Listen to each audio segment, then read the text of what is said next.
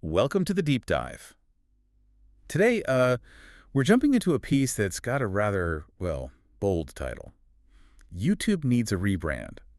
Right away, the author really throws down the gauntlet, suggesting that the YouTube we all think we know has become something, well, something else entirely. That is a strong opening. And the core argument isn't just about, like, a cosmetic change, is it? No, not at all. The author seems to believe YouTube has evolved, like from simple platform for sharing videos into a space where perceptions are actively shaped, maybe through methods many users aren't even aware of. Exactly. And look, if you've ever felt like your perfectly reasonable comment just vanished into the digital ether, Yeah. or your recommendation suddenly took a weird detour into left field, Yeah. then this deep dive into these claims might just hit home for you. Okay, so let's tackle the most striking suggestion first.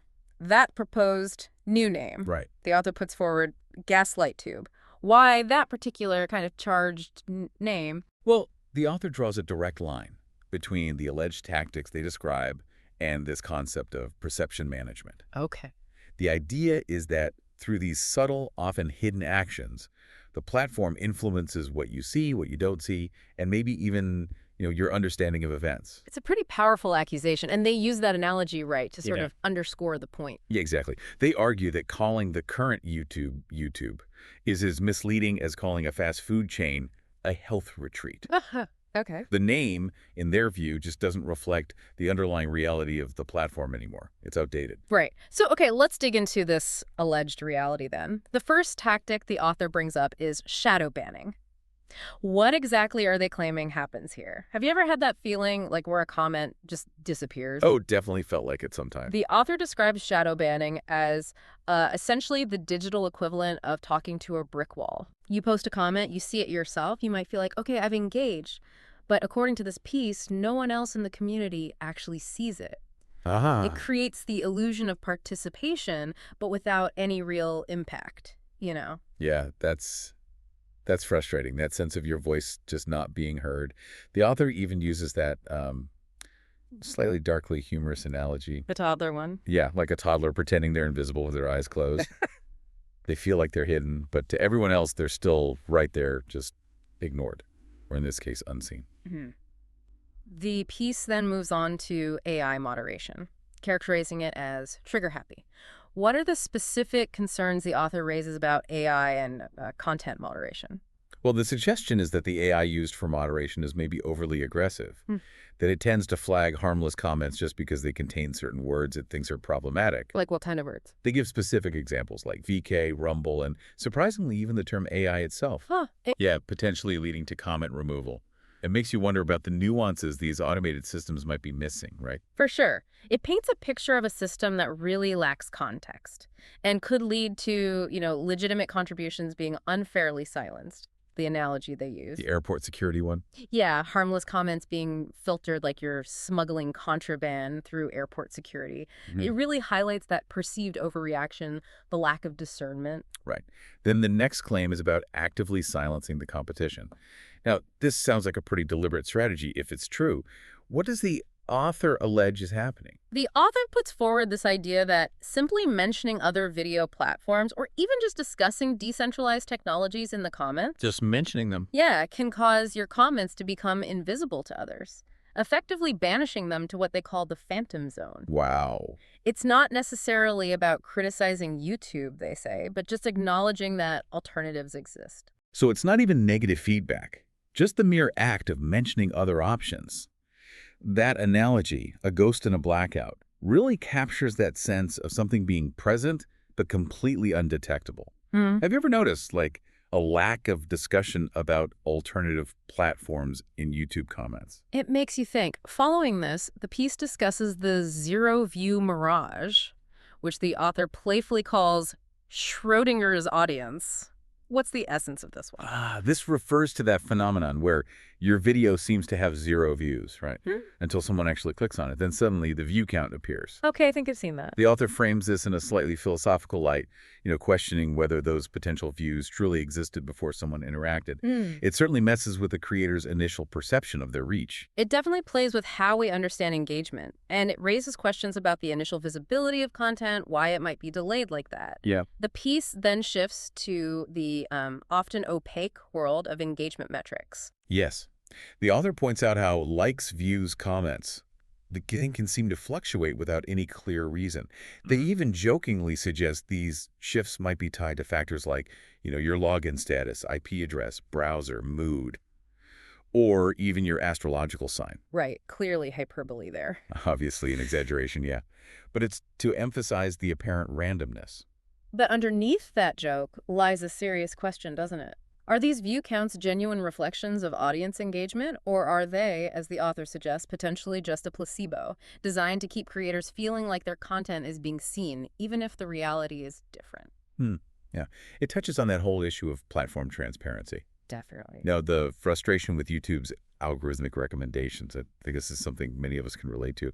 What specific pain points does the author highlight here? Well, they describe that common experience, right? You're trying to binge content from a creator you really enjoy, Yeah. only to be bombarded with seemingly random older videos, sometimes from mainstream news or late-night talk shows from years ago. Oh. The core frustration is just that the algorithm doesn't seem to be learning or prioritizing what you actually want to watch. It's like you're clearly signaling your preference, but the platform insists on showing you something else entirely. It's like you're in that escape room, as the author cleverly puts it, trying to find the next piece of content you're actually interested in, but you keep getting sidetracked by irrelevant stuff. Exactly.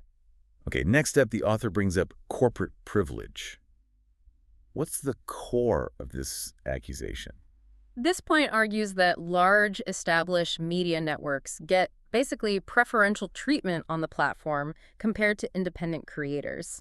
The author sarcastically suggests that individual creators might need to start their videos with sponsorship announcements just to get any visibility. It highlights this perceived imbalance in how content gets promoted.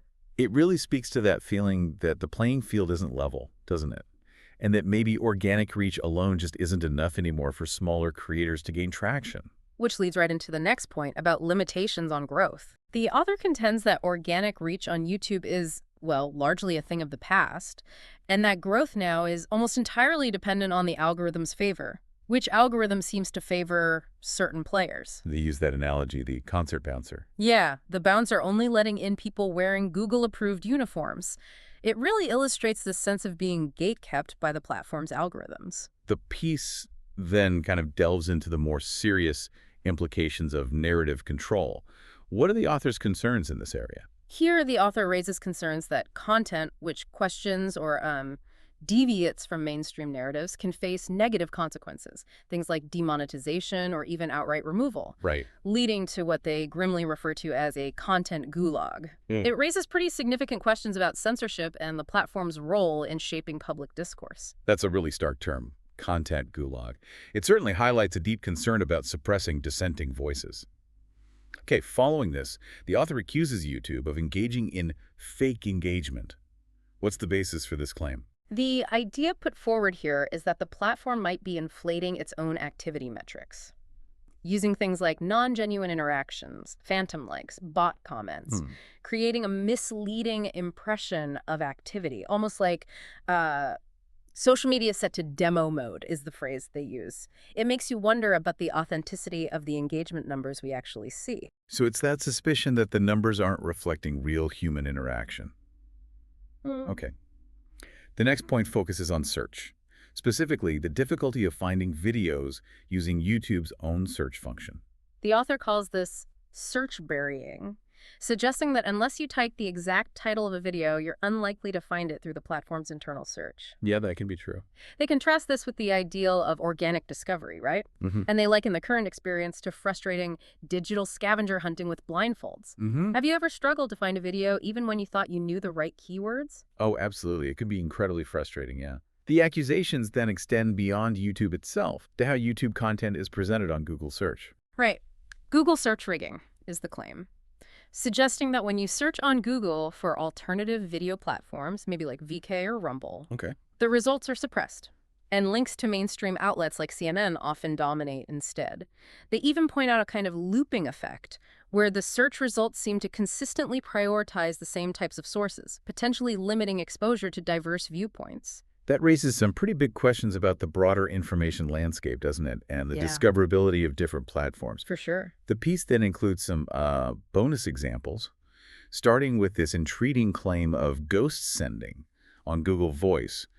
What's alleged to be happening there? Okay, so the author describes a phantom text feature Yeah. where if you try to send a link to VK using Google Voice, it will look like it's sent successfully on your end. It shows up in your sent messages. Right. But the claim is it never actually gets received by the person you sent it to. Oh, They use the analogy of a magician's assistant to highlight the sort of deceptive nature of this alleged behavior. and this alleged sent but not really thing apparently extends to Gmail too, specifically with links to Rumble. That's right.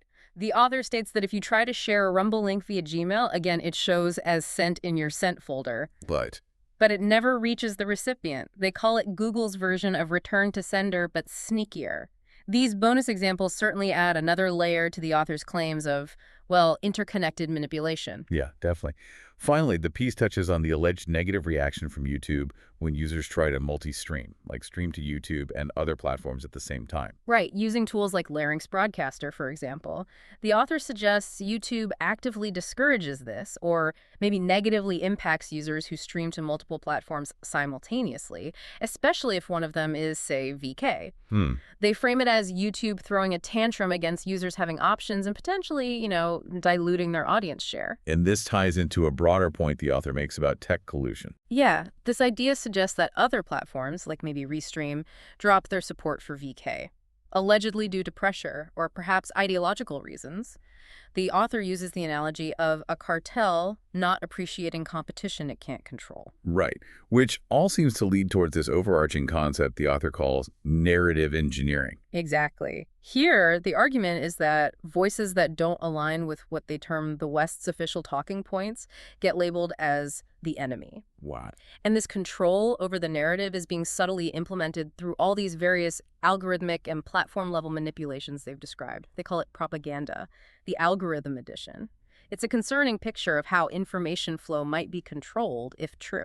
Yeah, very concerning. The final overarching claim is about conversation control. Yeah. And it seems to kind of bring all these alleged tactics together under one umbrella. Yeah, precisely.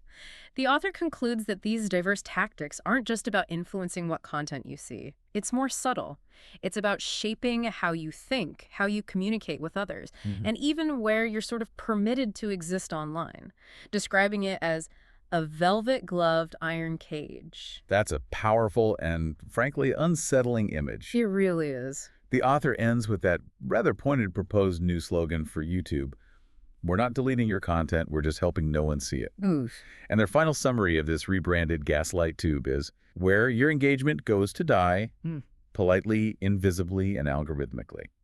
It's certainly a provocative way to wrap up their argument. So yeah, in essence, this YouTube needs a rebrand piece lays out a series of pretty serious accusations. It suggests YouTube employs this whole range of concealed manipulation tactics. Right. From shadow banning and potentially biased AI to suppressing competitors and allegedly rigging search results, both on its own platform and on Google. And the argument is that this reality, this alleged reality, needs a more accurate name, like Gaslight Tube, to reflect this idea of perception management at scale. Exactly. It definitely gives you something to think about. If any of these claims resonate with your own experiences on the platform, maybe a comment that seemed to vanish, those weird fluctuations in views or recommendations that just feel completely out of sync. Yeah. Well, it might be worth considering the perspective laid out in this piece. And it prompts a really important question for you, the listener. If even a portion of these allegations hold true, what does that imply about how we understand online information, about the nature of digital engagement, and frankly, the immense power these massive platforms wield in shaping our digital lives? Right. Is YouTube simply a neutral platform anymore, or has it maybe evolved into something far more intricate and potentially manipulative than its simple name suggests?